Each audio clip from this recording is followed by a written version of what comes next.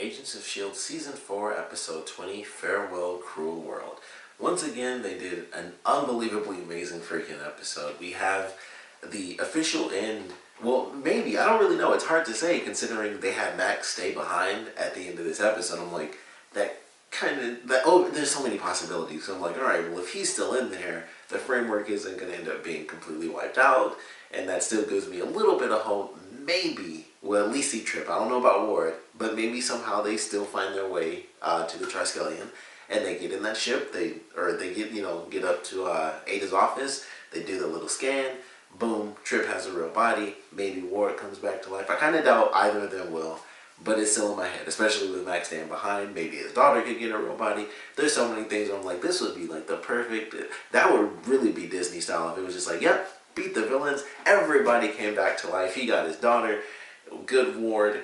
Trip is just awesome Trip, so he comes back to life too. That would be like the perfect Disney ending, but we'll see how everything realistically plays out. But man, it was a great freaking episode. We have like just devastation on so many levels. So we have Simmons, our Fitz-Simmons relationship, and they're finally interacting in this episode, and it's in the worst way possible because Jemma ends up going to see Fitz's dad, who they may have said his name, but they called him Alistair, and I was like, of course his name is Alistair. That's like an evil villain name. So she ends up going to him, and she tries to use him to get Fitz to the house so that they can take him to the portal and leave through the exit point and help all their friends kind of come back to life, pretty much. So that doesn't work out. She ends up killing his father. He, of course, goes there. He's distraught. And all he wants to do is kill her. So, of course, he doesn't listen to Ada anymore. He's, it's like, yeah, we'll go back once we actually find my father's killer and I get my revenge. That's all he cared about. He already had his revenge where he wanted to kill Jemma for Ophelia, for him. And then we, of course, have in this episode for his father. So he's on this crazy driven path to kill this woman that he doesn't realize that he loves. And it was just great. And I just love the way it all played out, where he's just distraught and it's like, I want her dead. Like, that's all that matters to me now.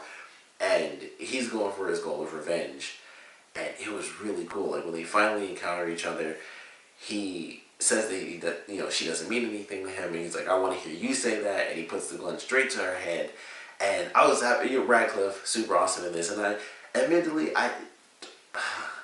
it's hard to say. I want him to get a body too. I want him to come back because it's like, it wasn't so bad. He even says it in this episode, the Darkhold did corrupt his mind ultimately. But man, I just like him as a character. Like, the crap he's gone through has been pretty intense as well. You make this thing like, this is supposed to be the perfect afterlife for people where they can live on for all eternity, have their perfect lives, perfect dreams, whatever they want. That's what they'll have.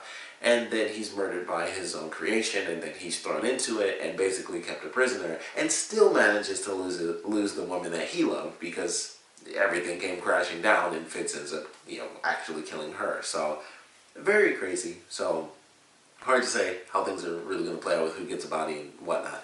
But, he comes in, he's able to ultimately save Jemma at the end of it, and he's basically telling Fitz, like, it was all my fault, like, the Darkhold corrupted me, I don't want you to blame yourself. And it was so cool that he was telling him that because he knew he'd remember it, and then he throws him into the pit, and that was a great freaking scene, of course, because that's what I had been hoping for. I'm like, they're going to remember all these things that are happening, and Fitz does, like, he freaks out, and like, he's like, I basically made the order for the airstrike that killed Maze, and he looks over and it's just a blank space, and he just freaks out, like, everyone's just all messed up. May can barely walk because she's basically been in this thing forever, almost. So she's almost atrophied. Like, that's why Coulson had to actually like pick her up because her legs don't really work because she's been in the machine for such a long time. She actually hasn't used her body. So I was like, that's actually a really nice touch because that makes sense. That's what happens. Like, if you go into a coma, after a while your legs are super weak because you don't use those muscles. So it takes a bit of time before you back in even walking shape. So I was like, man, that makes a lot of sense. So just the way they're kind of doing things. And then the promo, she seems to be walking around and she's fine, so it's not like super crazy. But I just thought that was an interesting little touch. Like, that's why, she kind of wasn't able to really stand up and walk around. But man, they did a great job with that. And Fitz coming out and just freaking out like, maybe I'm a bad person and I've killed people. I killed Agnes and I ordered the strike on Mace. And then after all this crap happens, or in between this stuff, we have these clips. So we have Coulson when he went to Ada's body, and he basically cuts her head off with the scalpel. And I was like, okay, that should be all said and done. Everything's good. Maybe if he pulled her out of the framework, considering she's a robot, maybe that's why it didn't really make much of a difference. They had already scanned the body, so it didn't really matter. And her consciousness is already a robot, so it's a bit different. And plus she was still technically attached, so there are a lot of elements to it where it's like, man, maybe he should have just pulled her right out and that would have stopped it. But unfortunately, him cutting her head off didn't really do much. But it does say something as far as her having like the digital body. She can't make a new one. She's got that one body. And boy, did they have a nice little surprise for that, because she comes out with this human body is what I was thinking. And then I'm like, how in the world is she going to get out of this? Because you have Coulson, you have May, who's like, her first instinct was like, let me just open this trunk and prove there's a gun to kill somebody with. But of course Fitz is in front of her. So they're talking, and he's of course reliving all these crazy emotions, where even when he first sees her, the first thing he says is Ophelia, which I thought was very interesting, because it just shows how invested he was in that world, and especially with them having that relationship in that world.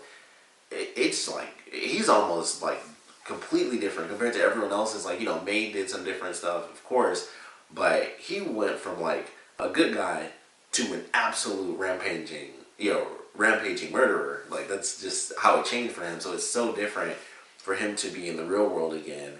And he just, like, all he can do is like stand there and look at her like, I have all these emotions, but they were fake emotions, but I still remember everything that I felt for her.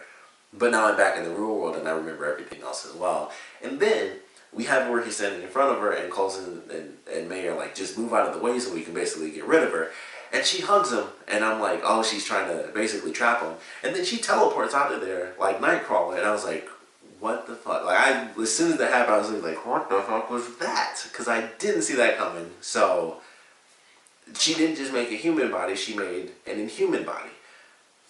So there's that. Like, that was just nuts to me. When that happened, I was like, wow, maybe I'm dumb for not thinking of that, but I just didn't expect it. Like, she grabs him and they just teleport away, and I was just like, well, I wasn't even ready for that part. So that was already crazy enough. And we have everybody, of course, jumping out of the framework. So, eventually they get out, and then we have, of course, our two main people who went in to save everyone else with Daisy and Jemma. So Jemma ends up escaping as the ship is being basically shot out of the sky. And they're like the last ditch effort. Their tiniest bit of power was going towards keeping Daisy and Jemma alive while they were inside the framework. So of course Jemma ends up getting out, and Daisy is there with Mac. And so that's when he finally gets all the information about everything that's happening. I kind of wish she lied to him a little bit, but I guess I understand it, because I was wondering, I was like, is she going to force him to go through, or is she going to leave him? Because it's such a big thing. It's not like,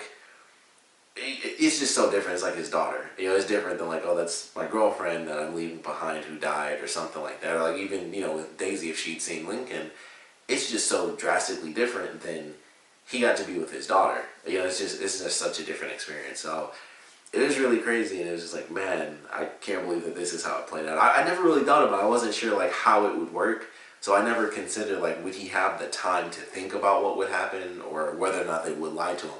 It just never really occurred to me. It was always, considering everything was so frantic, I was just like, I don't really know what's going to happen. We lost Mace. We almost lost Coulson because he got shot like 3 times. I was like, is he about to die? And then, fortunately, him being, thrown into the pit, basically, it cured him, because as long as you don't actually die, you're fine.